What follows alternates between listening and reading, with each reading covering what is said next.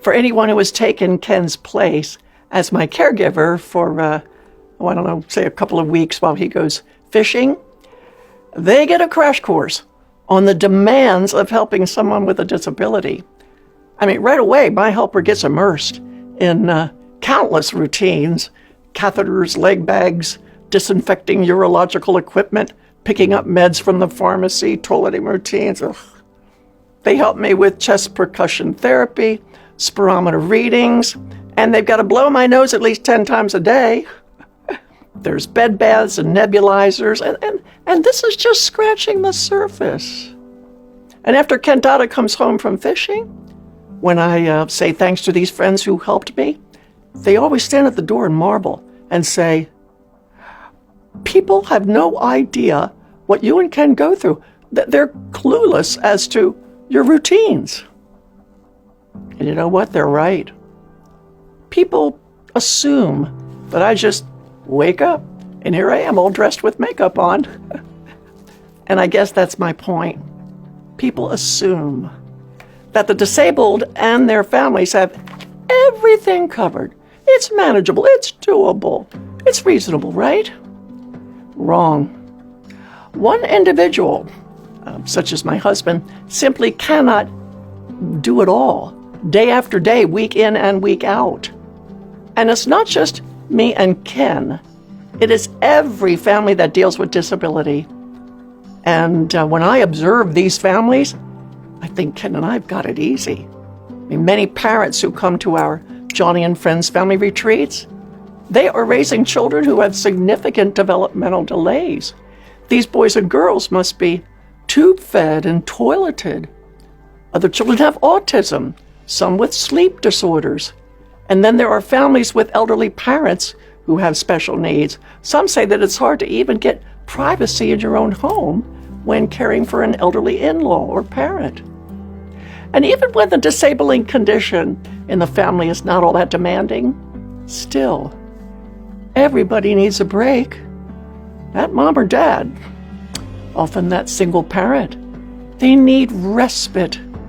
And the dictionary describes respite as, quote, an interval of relief. But it takes others who care enough to come in and provide that relief. Could be a neighbor who offers to learn a child's routine, or a Bible study friend or a relative who can just sit with an elderly family member and play checkers. Anything constructive, while others take a much-needed break. For example, recently I lost the use of my right arm with which I feed myself.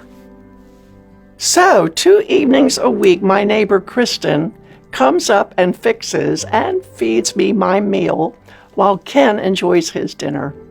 Oh, it doesn't cost her much time or effort. But who can place a value on that act of Christian kindness?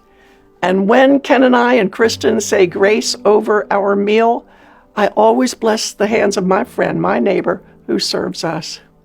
And oh, do these respite providers deserve a blessing. Because I tell you what, the need among us people with disabilities is so great.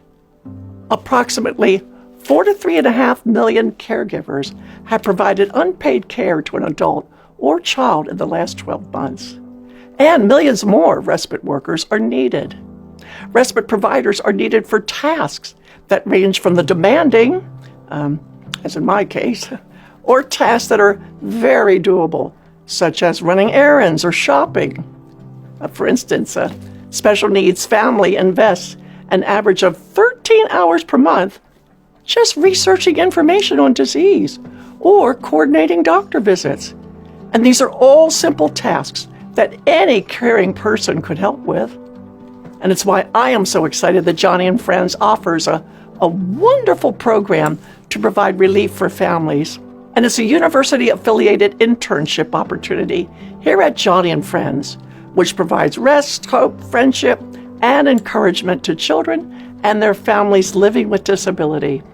Participating students in select universities gain practical experience and insight into the unique joys and the challenges experienced by all the family members as they serve on a regular basis over the course of a semester.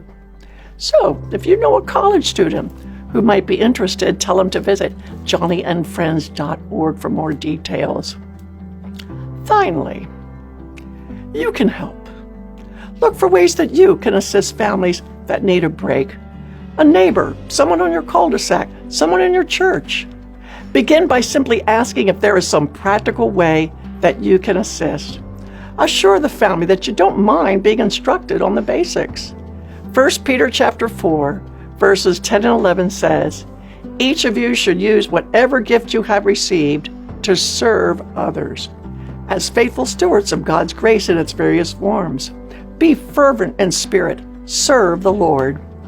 Yep, you are serving the Lord Jesus when you provide help to a family that struggles with disabilities.